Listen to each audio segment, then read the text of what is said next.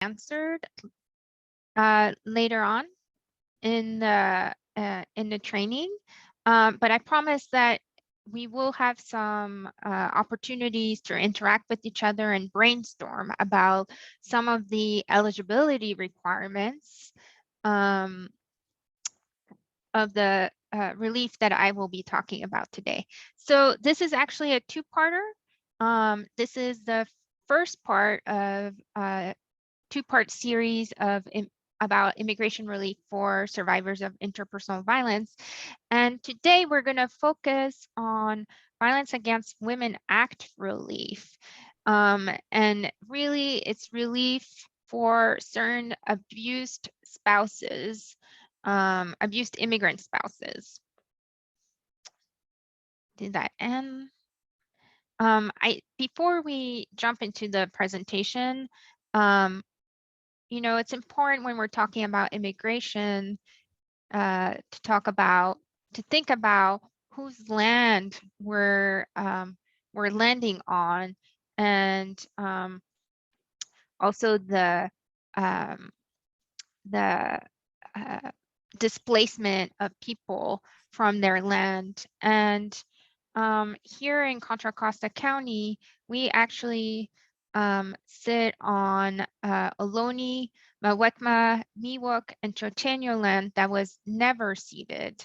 And so it is important to remain mindful that here in the San Francisco Bay Area and here in Contra Costa County, Indigenous peoples were forcefully removed from ancestral lands, and all who are not Indigenous to this land directly benefit from its colonization and ongoing occupation, and which have both relied on genocide, the deliberate separation of Native American children from their families, and the discrimination against and oppression of Indigenous peoples. So acknowledging our own role is crucial, and by doing this, by stating this land acknowledgement statement, we don't want it to be just empty words, and we don't want it to be an isolated gesture, but really a call for transformation, so that we can help us build our consciousness, both individually and collectively, and work together to decolonize, and also not partake in the erasure of Indigenous peoples and Native Americans. And I will also add that a lot of the people seeking refuge in the United States, especially those that come from Central America, are also of Indigenous ancestry and are being displaced by, poverty and wars and discrimination. And so I wanted to just acknowledge this. And I've included for your reference the Indigenous lands in the San Francisco Bay Area where Baylegal's offices sit.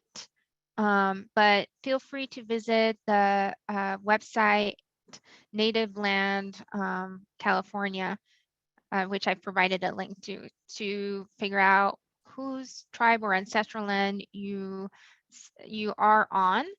I will say, this list is not complete and is always fluid. Okay, with that said, I hope that after today's trainings, you will be able to identify the most common types of Violence Against Women Act immigration relief that's available for certain survivors. You'll be able to really discern the evidence that could prove abuse and what constitutes a good faith marriage, and also know how to refer immigrant survivors to Baylegal. And I will just, give a little spoiler. We get referrals from the Family Justice Center because we are a partner in that collaboration. And we also have our own dedicated legal advice line for survivors.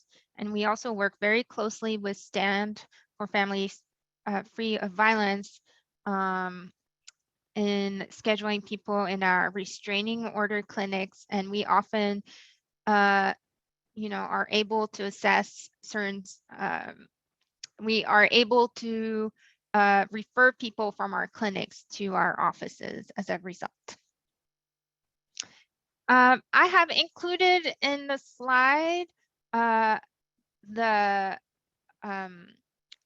most common abbreviations I will be using so that you can, if you're referencing the materials later on, you can check, what they stand for. I know it's a lot of letters and acronyms and abbreviations, but just so you know, a lot of the most common ones that you'll probably hear from me will be USC, which is for United States citizen, LPR, which is the lawful permanent resident or green card holder, CPR, which is conditional permanent resident, so a 2-year green card holder. DHS is the Department of Homeland Security. EOIR is the Executive Office of Immigration Review, and that is the immigration courts. And I will add also that the Department of Homeland Security really is the branch that oversees most of the immigration administration and enforcement. And it is a part of the executive branch. And then below the Department of Homeland Security, within that department, you have the United States Citizenship and Immigration Services, which is for short USCIS. And they process the affirmative applications for immigration relief. And so they're going to be the branch that deals with the types of immigration relief I will be describing today. The Department of Homeland Security also houses ICE, which is Immigration and Customs Enforcement, and they're really they're the branch that apprehends and detains and enforce the immigration laws within the United States. The CBP is the U.S. Customs and Border Protection.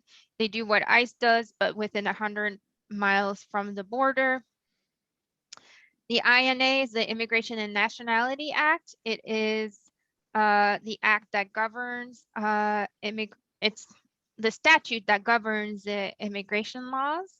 And VAWA is the Violence Against Women Act, which we will be referring to a lot today, since we're going to be discussing immigration relief under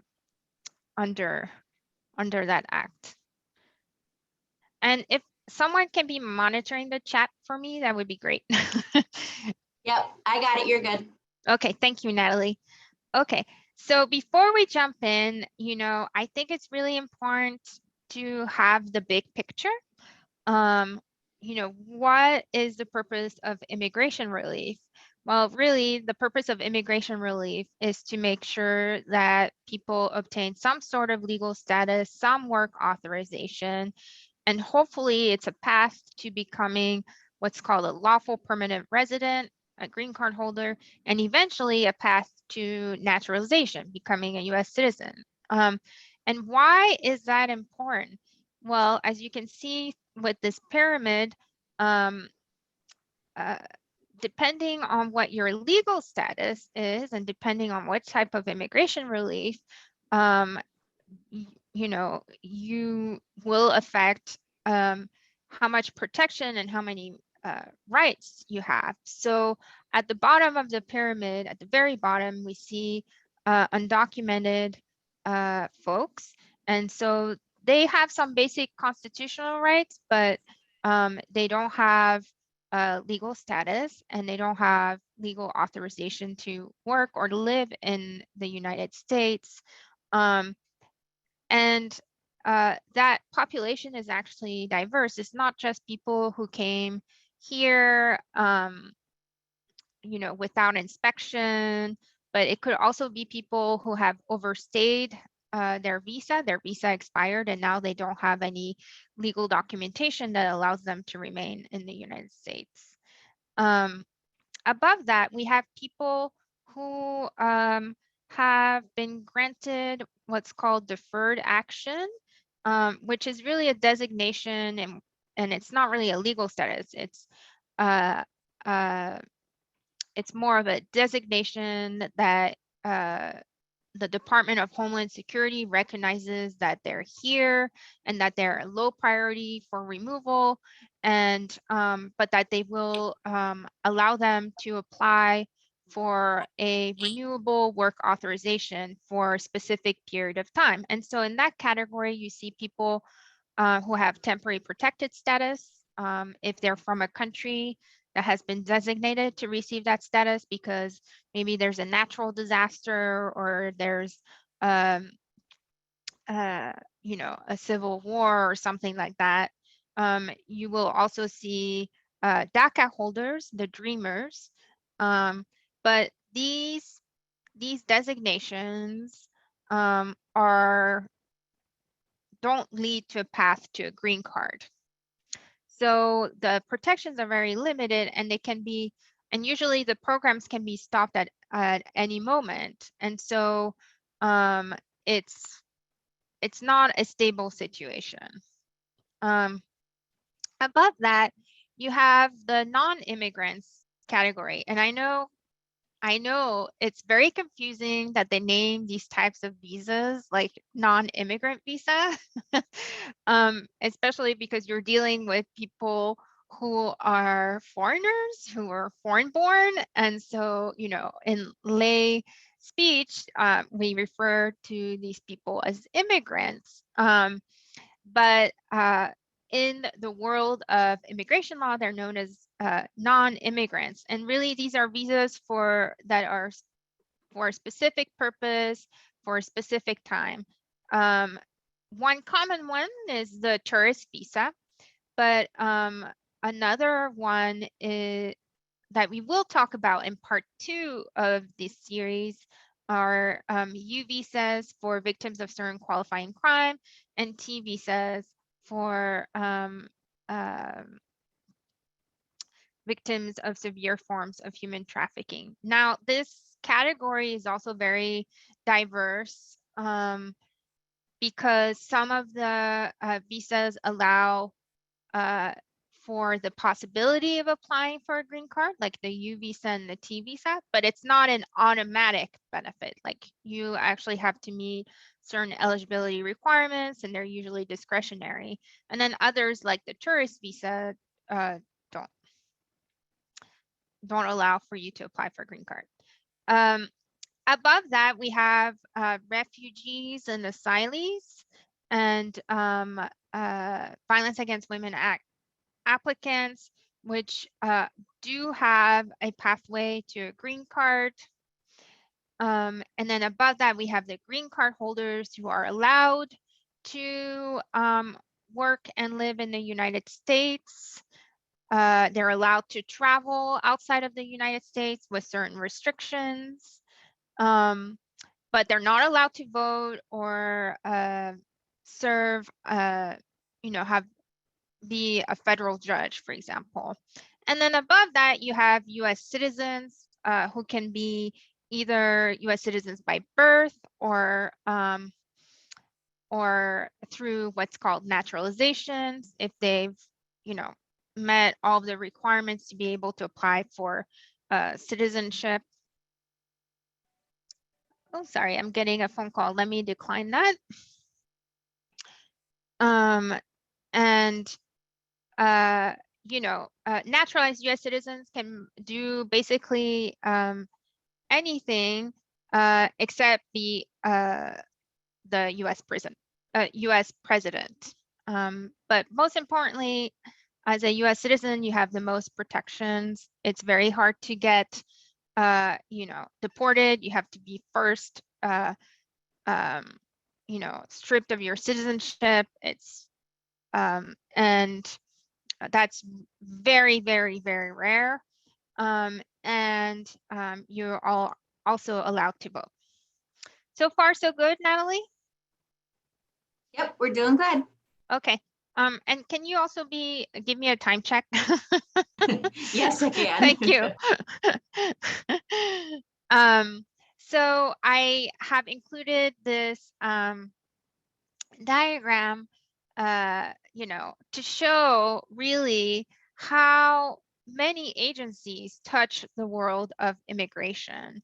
We will be focusing mostly on USCIS, which is United States Citizenship and Immigration Services, as opposed to EOIR, which is the Executive Office of Immigration Review, where the immigration courts lie.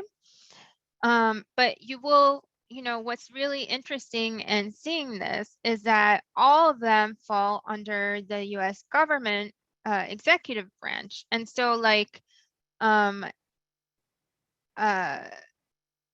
and there are various agencies that you can be working with. So we have the Department of Homeland Security, the Department of Labor, the Department of Justice, the Department of Health and Human Services, and the Department of State. So the Department of State is going to be mostly dealing with people applying for relief abroad, like through the consulates and the embassies overseas, and they grant or deny visas. The Department of Health and Human Services houses the Office of Refugee Resettlement, and we see a lot of, they deal with the unaccompanied minors. The Department of Justice houses the Executive Office of Immigration Review, which is the immigration courts. So what's interesting here is that you can see how skewed the system is, in the sense that the judges in immigration court are really under the umbrella of the executive branch, as well as the government attorneys in removal cases, because they are from the agency ICE under the Department of Homeland Security. So the immigration courts are not like any other courts in that sense. You really have the judge and the government attorneys really already being under the same executive branch. The Department of Labor is important, particularly for when you're dealing with labor trafficking. For example, they enforce wage and hour claims. And then the Department of Homeland Security really has all of these different sub-agencies, right, that enforce immigration. The HSI stands for Homeland Security Investigations, and they're really dealing with transnational crimes. And so we also see them a lot in labor trafficking and sex trafficking cases. Okay, so with that background, I hope that, giving that context will be helpful. But today we're going to focus on 3 major remedies under the Violence Against Women Act.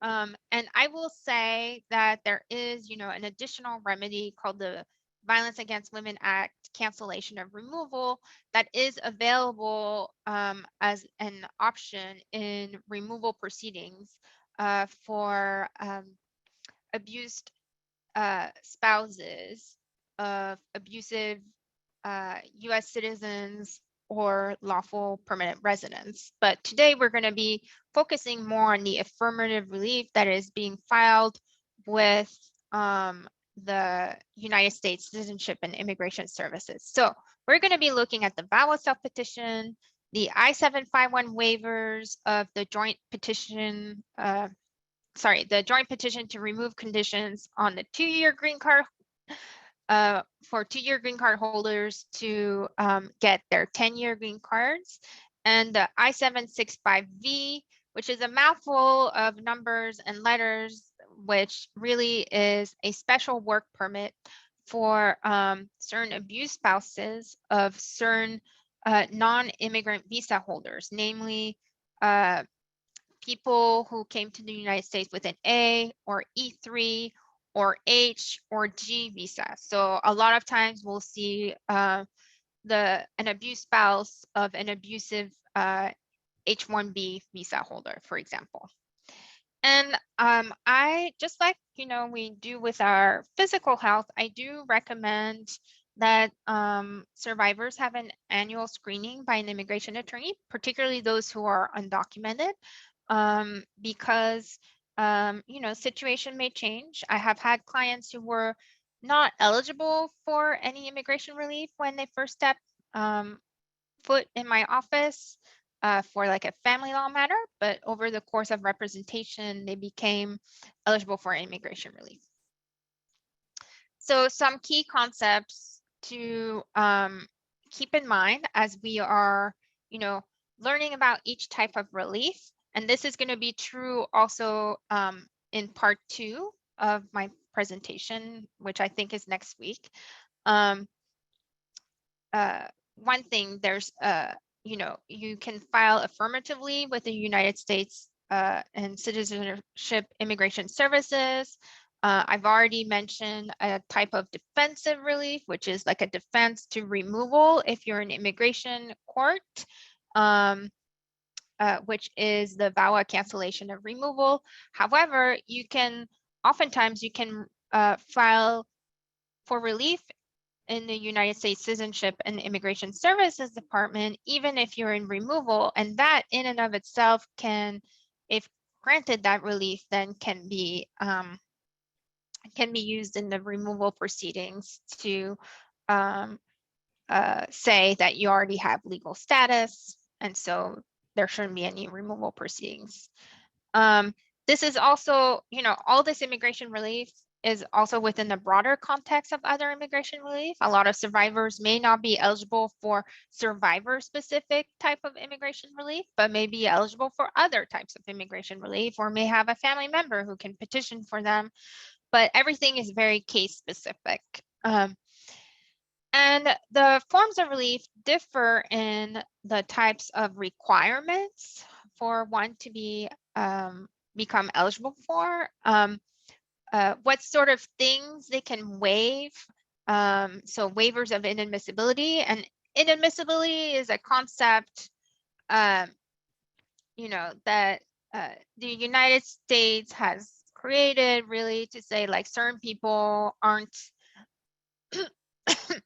allowed to be admitted in the United States. And some of these can be due to public health grounds, other can be due to immigration violations, or due to criminal records and convictions of certain crimes, etc. But depending on the type of immigration relief you're applying for, there may be opportunities to really ask for forgiveness in some way. Ask for USCIS to waive these inadmissibility grounds. But not every immigration relief allows for a waiver, and and they don't all have the same type of waiver of inadmissibility. So that's one way immigration law is complex. Also, the types of release we'll be discussing may differ on who else can be included other than the principal applicant. And sometimes you are eligible to apply to include certain family members as derivatives.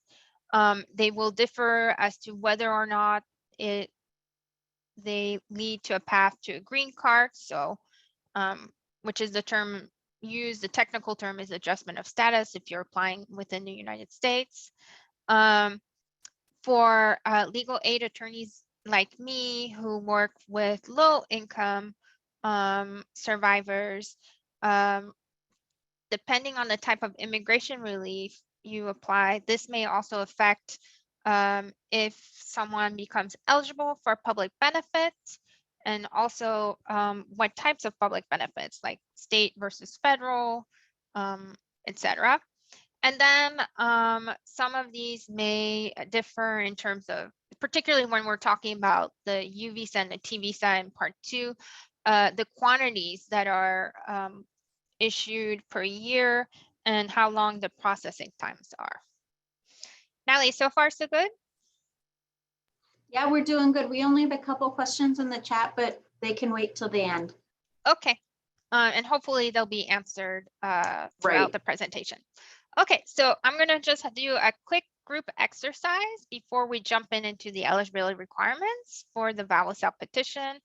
We have a lot of experts here today, so feel free to put in the chat or speak up. But I think it's important to really think about what tactics do abusers use to exert power and control over immigrant survivors. So any brave souls want to speak up or put things in the chat?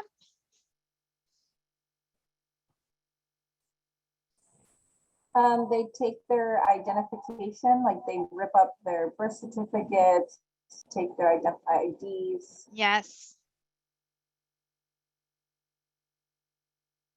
And from the chat, we have isolation, taking papers as well, denying access to legal documents, threatening to have them deported. Yes. Threaten that the police will come and get them, threatening to call immigration services, financial control. I don't know if this works because I haven't had too many. Mainly I do have DV, but I had one and it started years before on Facebook of just friending him and all of his family.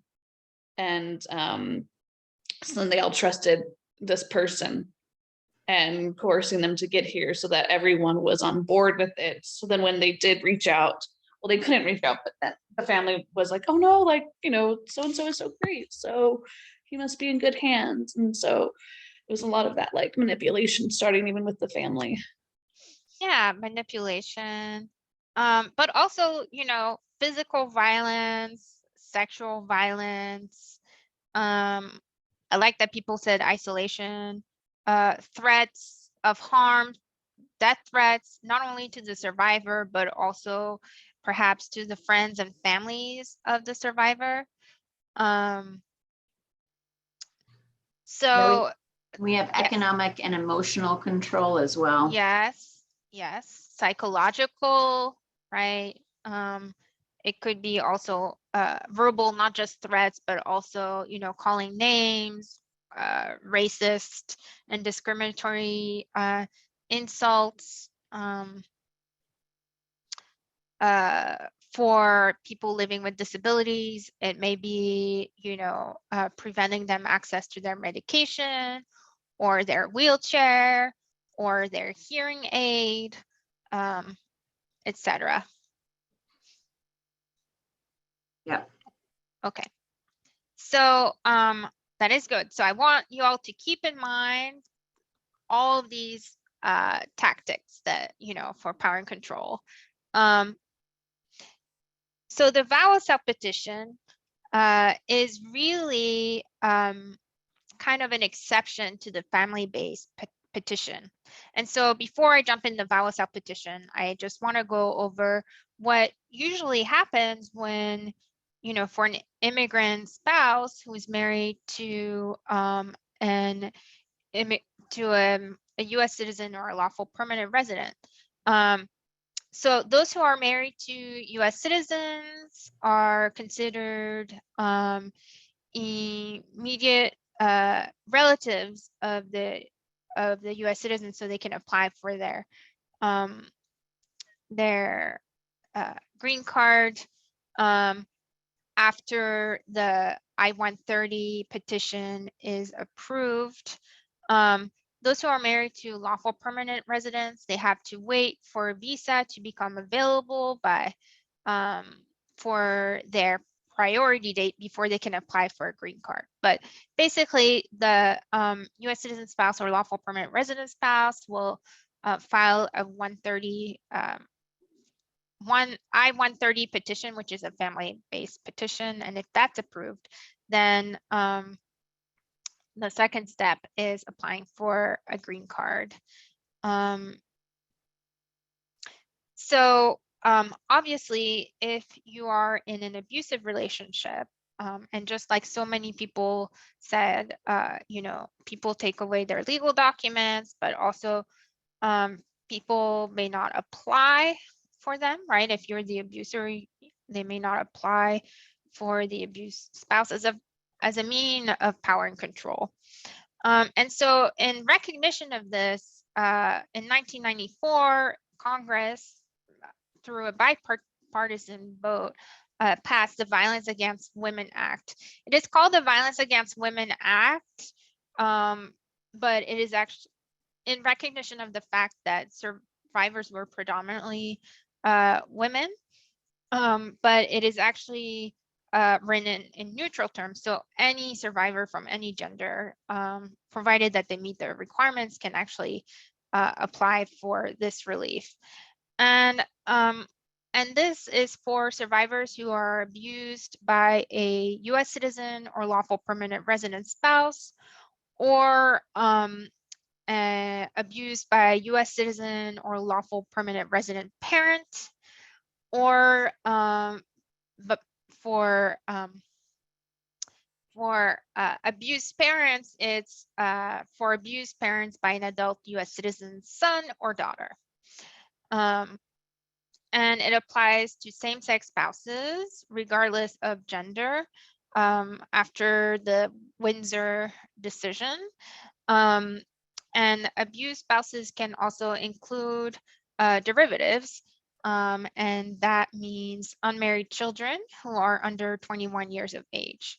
There is a time limit in certain circumstances, so you have to apply within 2 years of the abuser's death or loss of immigration status, or from the date of the termination of marriage to the abuser.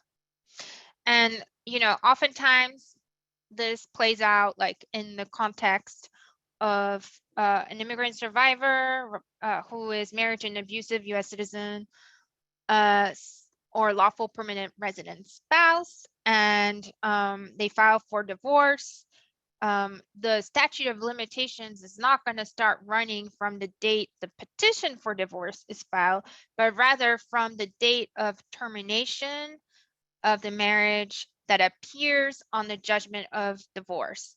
And so, you know, if someone is in divorce proceedings, we want to keep a close eye on those proceedings. You know, particularly if we're doing the documentation gathering and the evidence gathering, and make sure that if a judgment of divorce is entered, that we check the date of termination of marriage, which may or may not be the same day that the judgment of divorce is entered. But so oftentimes, if you're working with a survivor who has, you know, who's working with an immigration attorney, who's planning on filing a VAWA self-petition, and the attorney asks you, do you have a copy of the judgment of divorce, or what is the date of termination of the marriage? That is the reason why they're asking these questions. So, and so, you know, the VAWA self-petition really is a workaround the family-based petition, so that petitioners can self-petition, petition for themselves without having to rely on their abuser for to file the paperwork to get their legal status and work authorization and hopefully a green card. And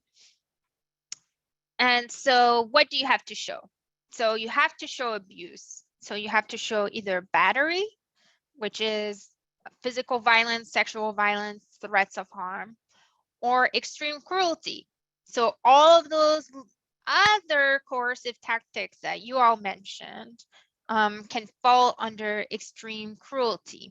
So you don't necessarily have to have physical violence or sexual violence in order to be eligible for this benefit, but it's going to be crucial to have the main expert, which is going to be the survivor, right, talk about their experience, talk about all the forms of abuse, and talk about how that made them feel, and any injuries, for example, both mental, physical, psychological.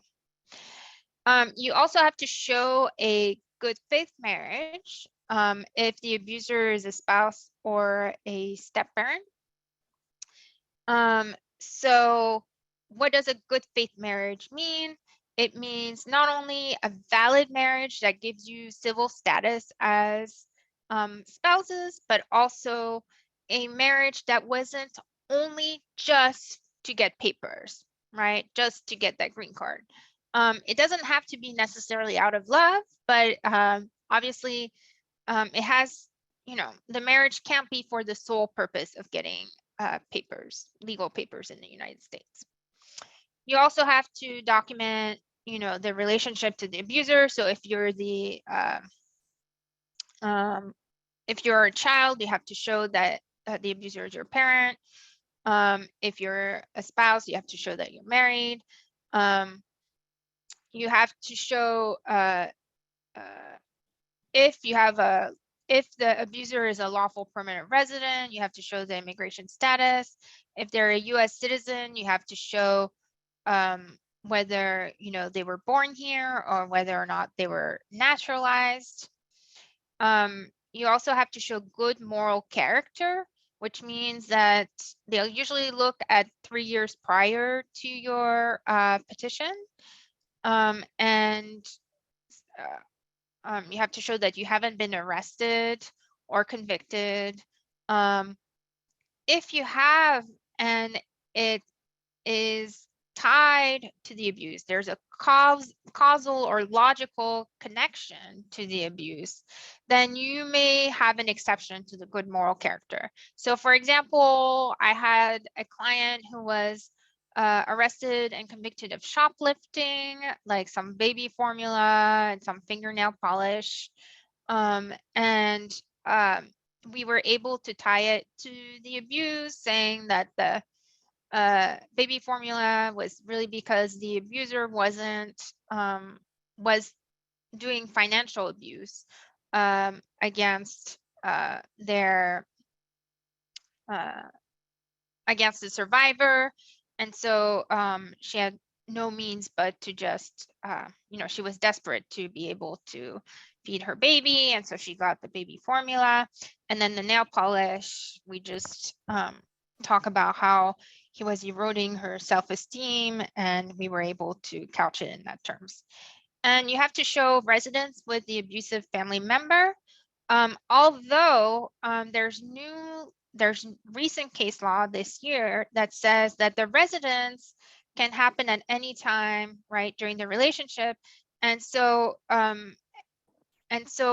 means, like, for example, if you resided with someone who was not a lawful permanent resident but became a lawful permanent resident after you separated, and you're technically eligible for a VAWA petition, then that's okay. Also, the resident doesn't necessarily mean resided for a long time. We had a client who had never lived with her abuser and who got married, and they went immediately to their honeymoon the very night of their wedding day to a hotel, and that's when the first and only incident of domestic violence happened. She was able to escape. We were a little bit afraid of how to show residence requirement, but we just showing the receipts of for the hotel room and with her testimony and other documents like the police report, we were able to show to meet that requirement just because they were in the same location for a few hours as a couple. And And you also have to show the parent-child relationship if the VAWA self-petitioner is a non-abusive, non-citizen parent whose U.S. citizen or lawful permanent resident adult spouse perpetrated the abuse. Okay. So my second question to you all is, what type of evidence do you think would prove a good faith marriage? Don't be shy.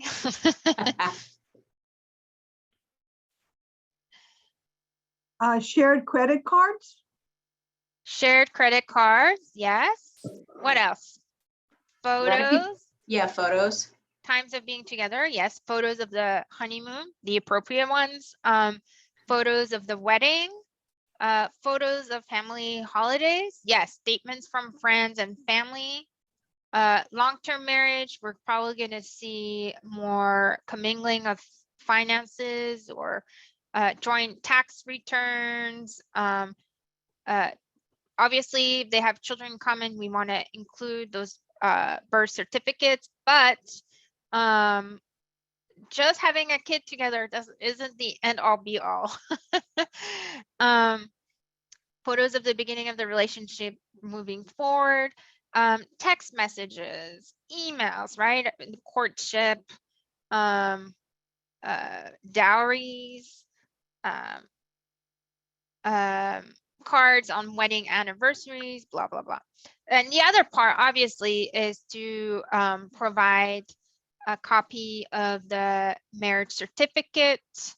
And it doesn't, it doesn't matter in which country they've married, as long as under that country's laws, the marriage is considered valid and it provides like civil status to the participants in the marriage as to be recognized as spouses under the civil law system.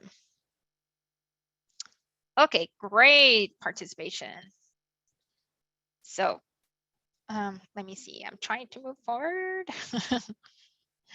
Okay, so what are the benefits? So you don't involve the abuser in the process. So that means no, no intimidation, no manipulation, right? I'm not going to file the papers. Well, if you do this, I will file the papers. If you don't do it, I won't file the papers.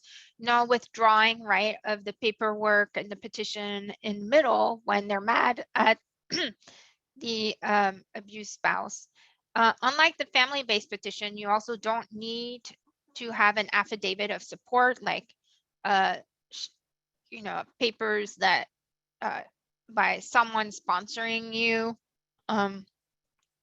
You are exempted from certain inadmissibility grounds, and you have waivers of certain inadmissibility grounds.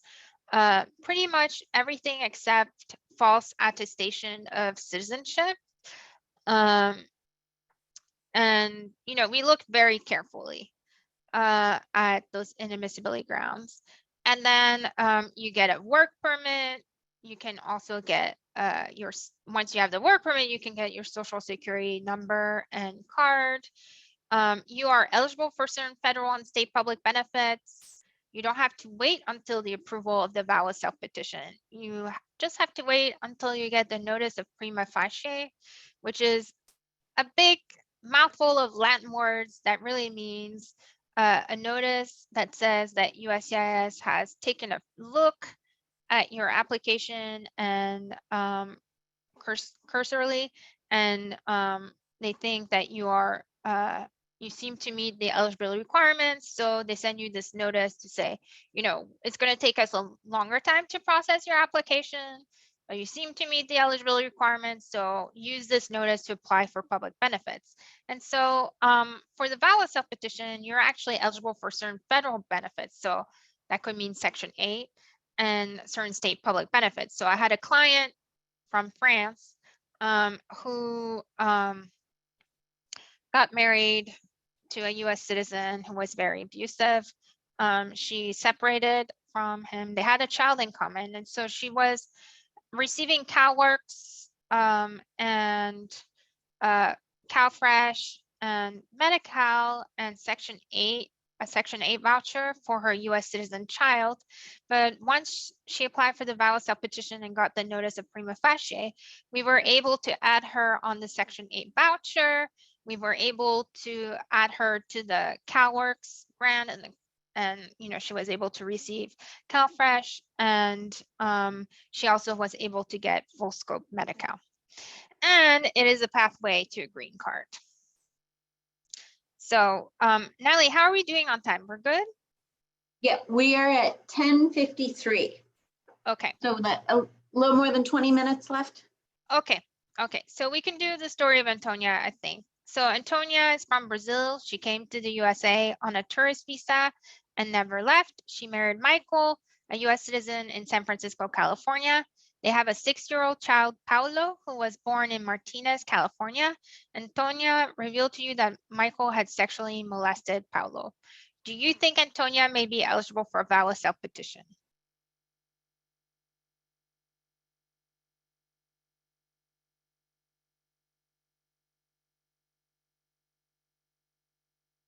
Yes, yes, yes. Yeah, we're getting a couple yes answers. Yes, yes, yes. Perfect. So good job, everyone. So this hypothetical is actually based on one that on a situation that I encountered while I was doing my first legal internship at the then Florida Immigrant Advocacy Center. A woman from Brazil came, and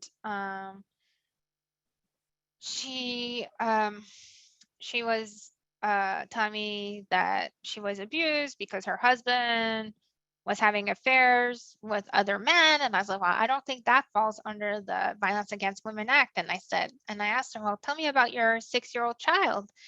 And that's when it was revealed that her spouse had sexually molested her 6-year-old child. Now, her 6-year-old child was a US citizen, and that was okay. But as the parent of an abused child who was being abused by her US citizen spouse, she qualified for the VAWA self-petition. Okay. And I will say that solidified my desire to be a lawyer, I have to say. Okay. What type of evidence do you think an immigrant survivor could use to prove abuse?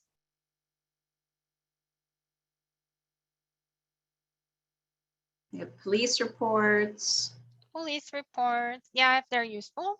pictures, Pictures of physical violence and injuries and damage to the property, vandalism, right? a letter from a therapist or medical reports. Yes, letter from therapists, medical reports, letters from advocates, even letters, you know, from agencies that say we provide services to domestic violence survivors. We provided these types of services to the survivor. Letters from people who have witnessed the abuse. What else? You know, They're along the same line, testimony from others or affidavits from neighbors. Yeah, it's going to be affidavits because it's all in writing. How about also the declaration, right, from the survivor explaining in great detail. But also think of this is a social media age, right? Survivors in some ways, like cell phones and social media, have made it somewhat easier to capture some of the abusive messages. You know, abusive text messages, abusive emails, abusive social media posts. Sometimes we also include the fake profiles that they created. All of this can show the abuse. Okay, so good job, everyone. This is the type of evidence, right, that we're going to be gathering to show good faith marriage and as well as the abuse in those types of cases. And it's going to be true also for the I-751 waiver. So the I-751 waiver is a remedy that's very similar to the vow of self-petition, except it applies for 2-year green card holders. So first, let me explain to you why we have 2-year green card holders. So in 1986, Congress passed the Immigration Marriage Fraud Amendments because they supposedly wanted to address what they thought was a big problem of marriage fraud, which is very questionable. And so what they did is that they created a 2-step process for immigrants who are married to U.S. citizen or lawful permanent residents for less than 10 years at the time that they have their interview for their green card application. And so the first step is you file your I-485 form for a green card, but you get a 2-year green card. And then within 90 days of the expiration of the 2-year green card, which is referred as the conditional permanent residence card, you must file jointly with your spouse to remove the conditions within 90 days, right, of the expiration, and that way get your 10-year green card.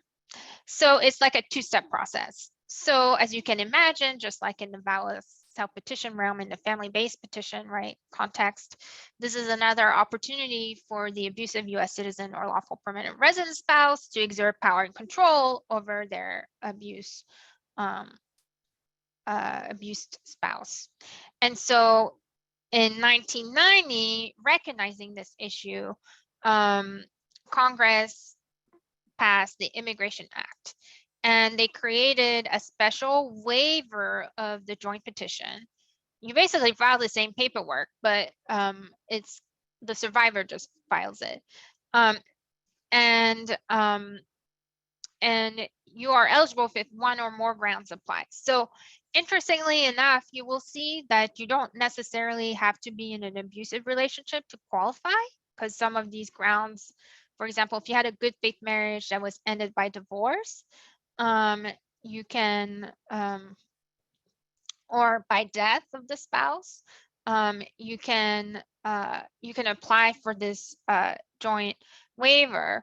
But for attorneys like me, we mostly encounter this as a remedy for 2-year green card holders for immigrant survivors. So what are the grounds? You can file this waiver of the joint petition if you can prove good faith marriage and extreme cruelty or battery, right? So very much the same types of evidence that you would for a vow of self-petition. Or if you were married in good faith, right, but the marriage ended by divorce, and or if you were married in good faith and the spouse died, or you can show extreme hardship to yourself if you are removed. So for clients of mine, they may fit under multiple grounds. So for example, I had a client, and I realize that some of the details I may offer can be traumatic, but that is the nature of the work. But I had a client who had filed actually the joint petition with her husband, but then they decided to separate. And on the day that they were going to meet a divorce attorney, he shot her multiple times and then shot himself.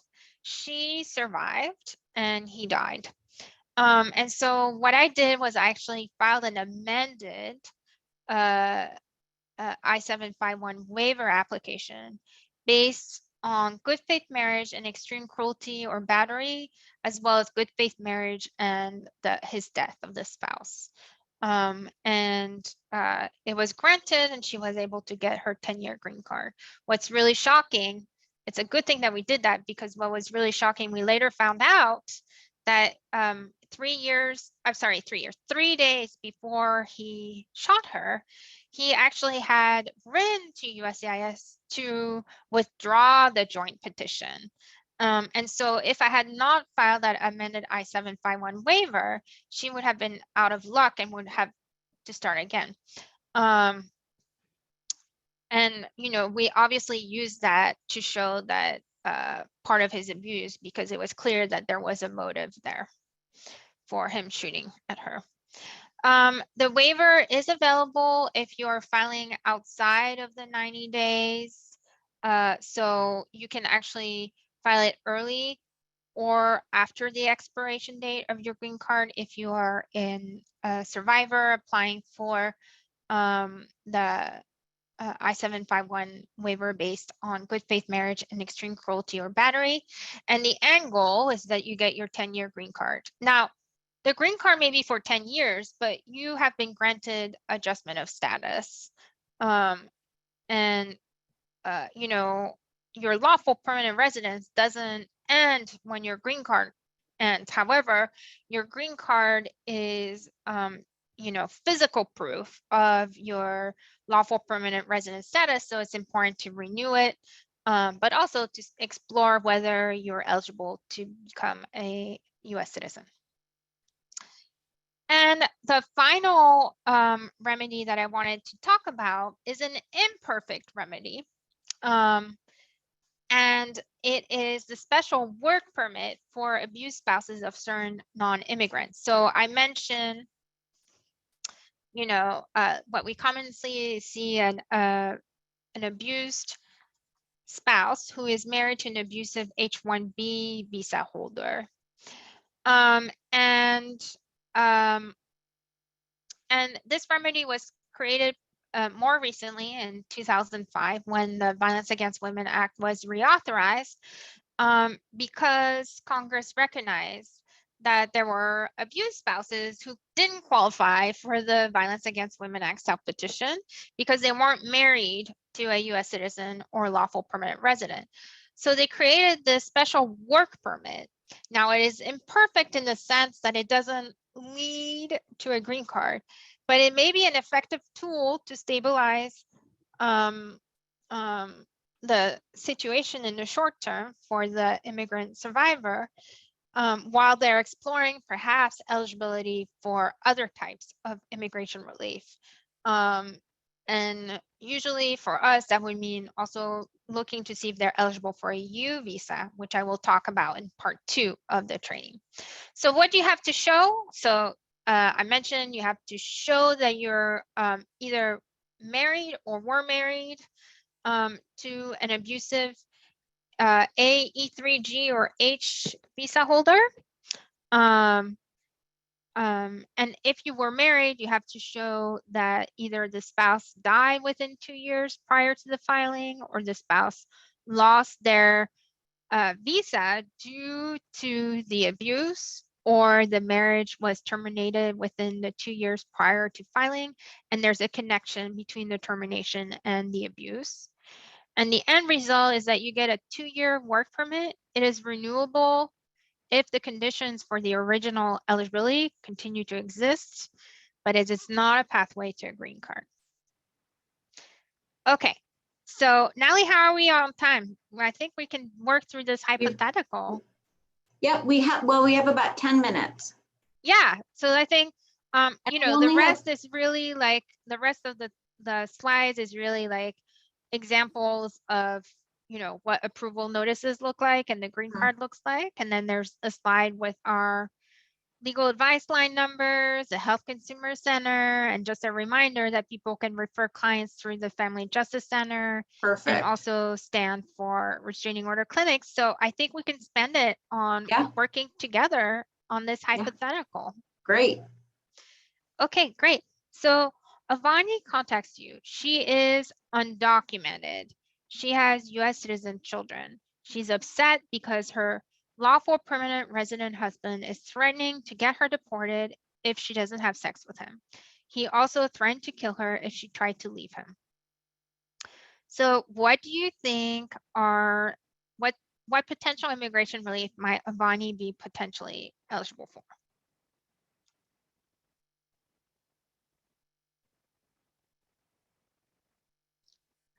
Vawa?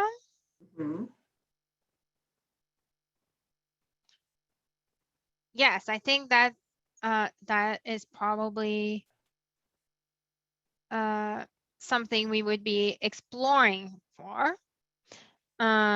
And obviously, you know, in part 2, we will be talking about like the U visa and the T visa. So there may be other immigration relief. Now let's switch it up a bit. What if her husband was a United States citizen instead of a lawful permanent resident? Would that make the analysis different?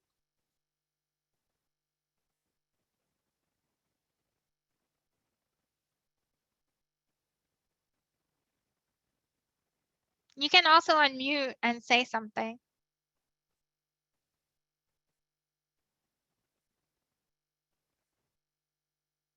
I think that's a tricky question. Okay, so let's think about this, right? So we know that Avani is undocumented, and we now know that her abusive husband is a US citizen. I see that Maggie said no difference, and I would say I agree with that. So we're looking also at potentially the VAWA. Now we're switching it up a bit. Okay, so we're switching the hypothetical a little bit.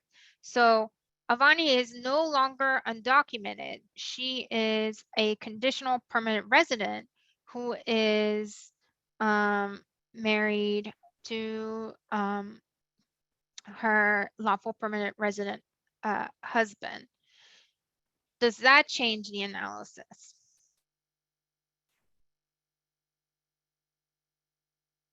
So she's a 2-year green card holder. So somebody says she qualifies for a U visa. Well, maybe. I think that would depend, right? Just to give a little spoiler. It would depend on whether or not she reported the abuse to a law enforcement agency. And she's able to get a certification of cooperation from them. But Maggie says she can do that waiver. And I believe that Maggie is referencing the I-751 waiver. Yes, Sangeeta, she qualifies for the I-751 waiver. Yeah. So, Melody, this is Barbara. I'm with Children Family Services. So what if we get the referrals? Let's say she did not report it to the police, but we did an investigation on her with regards to, suspected abuse to her children. And in our investigation, we document that, yes, there's a history of DV and so forth and so on. Would that be appropriate evidence, or does it specifically has to be a police report? For the U visa, and Barbara, just I didn't catch the first part. Are you from Children and Family Services? Yes. Okay. Well, it could be. It depends. We have tried in Contra Costa to get certifications from Children and Family Services, and I forget, I think the attorney in charge said no. But we have been successful in other counties where Children and Family Services help in the detection of domestic violence. Because for a U visa, the agency has to be able to either detect, investigate, or prosecute the qualifying crime. So, if you have a client, or if you have you're working with a family like that, Barbara, I would say go ahead and reach out. But I think it will be in Contra Costa County, it's a little difficult because you don't have a designated certifier. And we had done some advocacy and we were told no. By, I think it must have been the county attorney, or I forget what their role was. What is a certifier? What is a certifier? So for the U visa, you have to get the certification of cooperation, documenting the helpfulness in the investigation or detection or prosecution of the crime you're a victim of.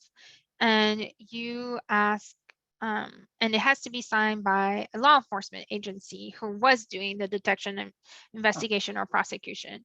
Under federal law, that certification must be signed by a designated certifier within the agency you're asking. And actually, that has also been adopted under California law.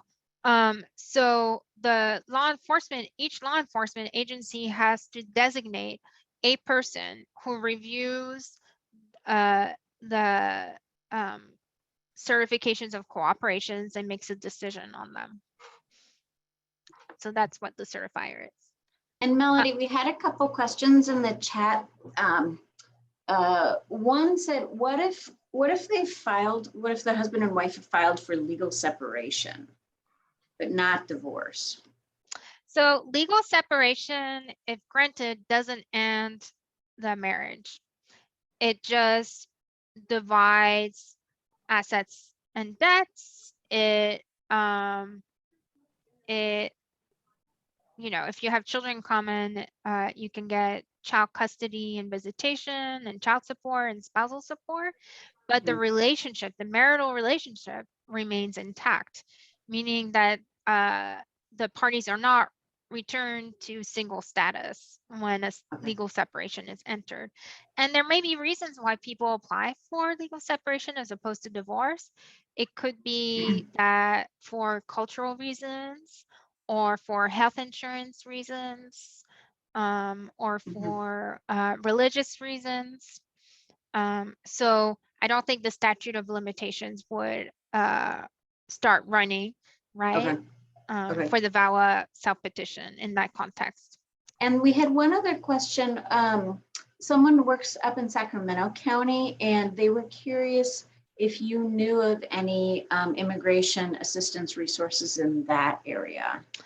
I think, so I believe that Weave in Sacramento County works with immigrant survivors. I have a colleague who formerly worked at Weave, and they do some immigration relief. But you can also, I will post in the chat in a second, if you give me a few minutes. There is a immigration advocates network.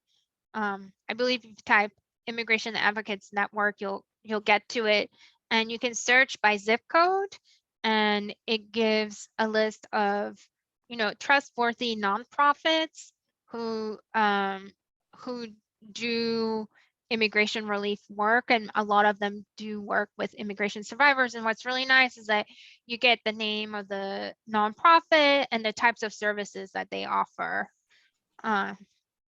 So I would also look there. So, but going back to our hypothetical. Well, we're just on time right now. Yeah. So,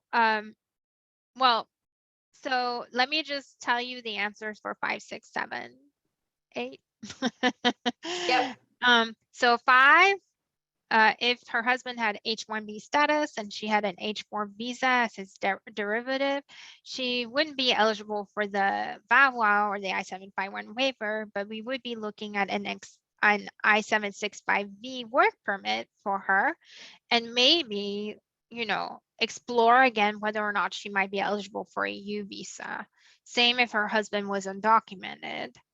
And if she was not married to her abuser, we could also explore if there was any abuse to her children to see if she would still qualify for VAWA self-petition for that. But if not, we would look to see if she's eligible for a U visa. And if he forced her to work in his family-owned restaurant with no pay, we could be potentially looking at U visa, but also a T visa, and but also, possibly a VAWA self-petition, arguing that the trafficking equaled extreme cruelty. So I'll stay on for a few more seconds. And what was the answer to question 6? Well, so if her husband was undocumented, she's not eligible for a VAWA self-petition or an I-751 waiver or an I-765V. We could potentially look to see if she was eligible for a U visa. So I encourage you to attend part 2 when I will be talking about U visas. Great. Any other questions for Melody? Do you know what date that part 2 training will be on? That is a great question. Give me just a minute and I can Yeah. take a look. It will be Friday, April 1st at 10 a.m. And you can go to the Family Justice Center, the Contra Costa Family Justice Center website to sign up. Although if you got flyers for this training, you'll already be signed up and get flyers for that training as well. It'll be the same Eventbrite sign up. Okay, well, then you may need, if I am signed up for, you'll need to remove me because I'm having surgery that day, so I'm not going to be Okay. available. Okay, well, good luck with your surgery, and don't worry, this is, you know, I believe this is being recorded, so you can also watch it.